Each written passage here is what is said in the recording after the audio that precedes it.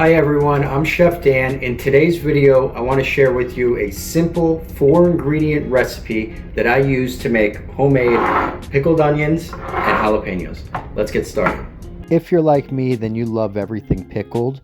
So I wanted to share this recipe because it's just 4 simple ingredients that most people typically have in their home. Alright, you want to get started by gathering your equipment and ingredients.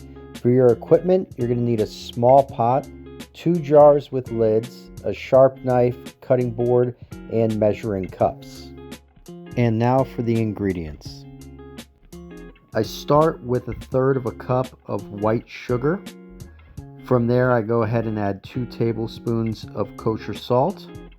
And then we have 2 ingredients left. One is going to be 1 cup of water. I like to use this distilled water. I do think it makes a difference. So I'll go ahead, add that to the pot. And then last, I'm going to add equal parts vinegar, which is 1 cup of white distilled vinegar. I'll add that to the pot, and then I'm going to move to the stovetop.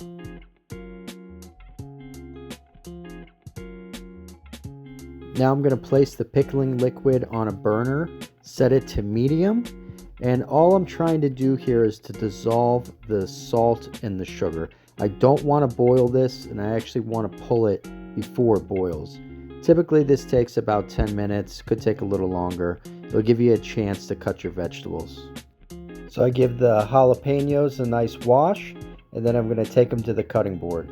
I start by cutting the top or the stem off of the jalapeno. I always make sure that I have a trash bowl near my cutting board. It helps me stay organized and clean. I then start cutting my way down the jalapeno into these rounds. I do this by hand. You could do this with a mandolin. That'll give you a very even and uniform cut. However, most people I don't think have a mandolin at home, so I think it's good to do it by hand. Plus I like the rustic feel and the rustic look to it. As you can see here, not all of the jalapenos are exactly the same size, and I like that. I think there's something charming about that. This is the size onion that I think works best for pickling. They aren't too big. I would describe this as a medium-sized onion. They're also very round. So with the onions, I cut off the top of the onion. From there, I'm going to go ahead and cut them in half through the stem. I peel back the first layer of skin. I'm okay with losing a little bit of onion here, because if you get any of the skin or some of it, it just never really breaks down. It can be kind of fibrous when you're chewing it. So what I'll do is I'll remove that layer. I lay the onion flat side down, and then I just try to cut it as thin as I can. I do like a little bit of body to it. And same thing as the jalapenos. Not everyone's going to be exactly the same, and I'm okay with that. But you do want to make sure that you get it thin enough so that when you put the pickling liquid over the top, it will soften it. It will actually react to the heat and the acidity of the vinegar. Next is packing the jars. I do this aggressively. I want to try to get as much in there as possible to get the most out of this process. So I fill the jars up and then pack them down tightly.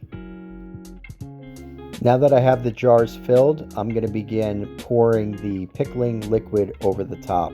So you want to do this while the liquid is still hot.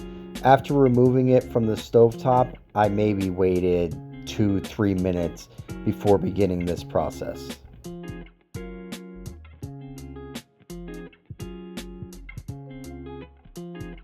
Once I've filled the jars with the pickling liquid, I go ahead and press down on the onions and the jalapenos. I want to make sure that they get submerged in that liquid. I'll go back and do this 2-3 times. One thing I love is you can see already how the liquid has started to change color in just a short amount of time. From here, I just let them sit on the counter uncovered for about an hour. Then I go ahead and put a label together, put the lids on, and pack them away. These will stay good in the fridge for a month, but typically they don't make it that long. I enjoy these a number of different ways, but one of my favorites is to chop up the jalapeños.